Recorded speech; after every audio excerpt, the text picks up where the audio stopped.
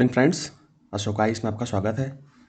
दोस्तों, ये डे 12 है, आज डे 12 है और इस पे हम जैसा कि डेली जो है हम लोग कुछ डेली टारगेट आपको देते थे, उसी तरह से आज भी कुछ डेली टारगेट मैं आपको दूंगा।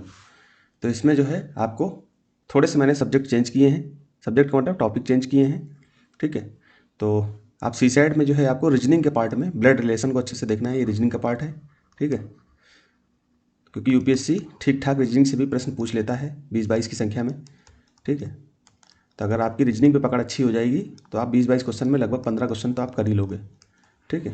तो आप लोगों को अभी से प्रैक्टिस करना है, इनसे सवाल आ जाते हैं, रक्त संबंध से आ जाते हैं, कैलेंडर से आ जाते हैं। मैंने लिस्ट पहले दिन ही आपको दिखा दी थी कहाँ कहाँ से प्रश्न आते हैं।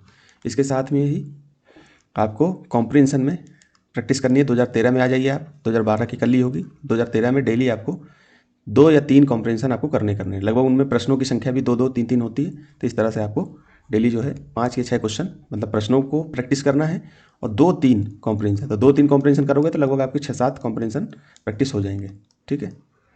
तो ये डेली जैसा हम प्रोग्राम बताते हैं वैसे ही आज भी है, बस ये यहाँ पर हमने रीजनिंग का एक सब्जेक्ट, रीजनिंग का एक टॉपिक ले लिया है। इसी तरह से आपको हिस्ट्री मैंने आज ले ली, वैसे पॉलिटी लेते थे, आज हिस्ट्री मैंने ले रखी है और साथ में ज्योग्राफी भी ले रखी है, ठीक। तो हम लोग हिस्ट्री के लिए एनसीईआरटी पर बेस रहेंगे, ठीक। हिस्ट्री और ज्योग्राफी के लिए एनसीईआरटी पर निर्भर, क्योंकि यूपीएससी क्वेश्चन यहीं से ज़्यादातर पूछता है। इसके साथ साथ स्टैंडर्ड बुक पढ़ेंगे। जब आधुनिक भारत आप आओगे तो आधुनिक भारत में आपको स्टैंडर्ड बुक जो आप पढ़ते हो विपिन चंद्रा सर की, वो आप पढ़ सकते हो, या मैं तो कहूँगा कि आप सो है कोई एक बुक आप अपने स्तर से पढ़ सकते हो। स्पेक्ट्रम वगैरह कुछ बच्चे पढ़ते हैं तो अपना स्तर से पढ़ें, कोई दिक्कत नहीं है। लेकिन आधुनिक भारत में प्रश्नों की संख्या ठीक ठाक आ जाती है। प्राचीन भारत में आती है तो प्राचीन भारत तो आपको यहीं से कवर हो जाएगा, किससे? एनसीईआरटी से। जैसे 6 क्लास की एनसीईआरटी प्राचीन भारत की है, न्यू वाली, प्लस इसके साथ साथ 11th क्लास की जो है ओल्ड एनसीईआरटी, ठीक है।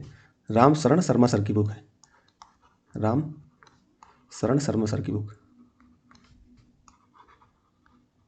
ये ओल्ड एनसीईआरटी यहाँ से कंप्लीट हो जाएगा। तो आप ऐसे ही जब भी पढ़ो तो ऐसे पढ़ो। तो मैं भी एंशिएंट के लिए बोलूँगा तो एंशिएंट के लिए आपको सिर्फ 6 क्लास की एनसीईआरटी अभी पढ़नी, फिर इसके बाद मैं 11th क्लास की एनसीईआरटी दूंगा, ठीक है।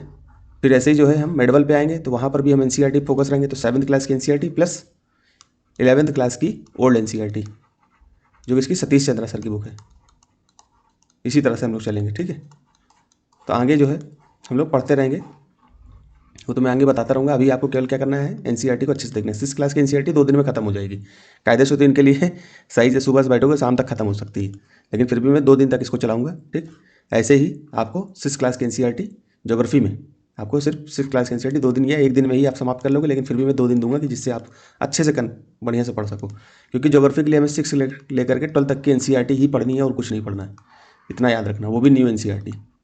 और यहीं से यूपीएससी घुमा घुमा करके सवाल आते हैं। देखिए यूपीएससी सेम टू सेम हूबहू प्रश्न कभी नहीं पूछेगा कि आप सेम टू सेम जैसा पढ़ के आए वैसे ही प्रश्न आ गया। आप यहाँ से बेसिक जब पढ़ते हो तो कोई कथन दिया, मान लो ये प्रश्न दिया है तो प्रश्न कुछ लिखा हुआ है, इसके बाद उत्तर देगा तो उत्तर में ए ऑप्शन देगा, बी ऑप्शन देगा, सी ऑप्शन देगा। इसमें कुछ कथन लिखा है, इसमें कुछ लिखा है, इसमें कुछ लिखा है, फिर इसके बाद कूट देगा, ए बी सही, ठीक है। फिर मान लो दूसरा कूट है बी सी सही, ठीक है। इसी तरह से ए बी और सी सही, और चौथे में लिख देगा, क्या लिख देगा कि कोई नहीं सही है, ठीक है, कोई नहीं। तो ऐसे प्रश्नों को जब आप ये सब पढ़ते हो, एनसीईआरटी पढ़ते हो, बेसिक बुक पढ़ते हो, तो हूबहू प्रश्न नहीं आएगा। लेकिन जैसे एक कथन आपने काट लिया इसमें से कि एक नहीं होगा, तो आप जहाँ जहाँ ए है ये नहीं हो सकता, ये नहीं हो सकता, अब आप 2 क्वेश्चन तक बच गए, 50% आपने कंपटीशन कम कर लिया। तो आपको पता है कि यूपीएससी के जो प्रश्न होते हैं उसमें तुक्के, तुक्के का मतलब क्या है, एलिमिनेशन, कॉमन सेंस, ये सब लगता है। ये तभी लगेगा जब आपकी बेसिक स्ट्रांग होगी, ठीक है। तो आप इस तरह से करोगे तो आपका आराम से हो जाएगा। तो हमने आज सब्जेक्ट थोड़े से चेंज किए हैं, ये 2 दिन चलेगा, आपको अच्छे से कवर करना है। एनसीईआरटी दोस्तों अच्छे से पढ़ लो, नहीं तो बहुत ज़्यादा पछताओगे। सॉरी, हिस्ट्री की एनसीईआरटी तो आपको अच्छे से पढ़नी ही पढ़नी है, ठीक है। तो यही तक रखते हैं दोस्तों, धन्यवाद। कल फिर और अच्छे से बताएंगे इसमें क्या क्या पढ़ना है आपको, ठीक है। आप कहो तो मैं टॉपिक भी बता दूँ, लेकिन टॉपिक आज केवल आप हिस्ट्री को अच्छे से देखिए, क्योंकि प्रश्न यहाँ से पूछे जाते हैं दोस्तों, ठीक है। 2020 में अशोक से संबंधित प्रश्न पूछा गया था, ठीक है। बिल्कुल सेम टू सेम एनसीईआरटी की लाइन से उठा लिया गया था प्रश्न, कोई भी बच्चा होगा वो आराम से कर लेगा। तो आपको यहीं से पढ़ना है, क्योंकि यहीं से प्रश्न बनते हैं। तो फिर धन्यवाद, कल फिर इसी तरह से प्रैक्टिस करेंगे।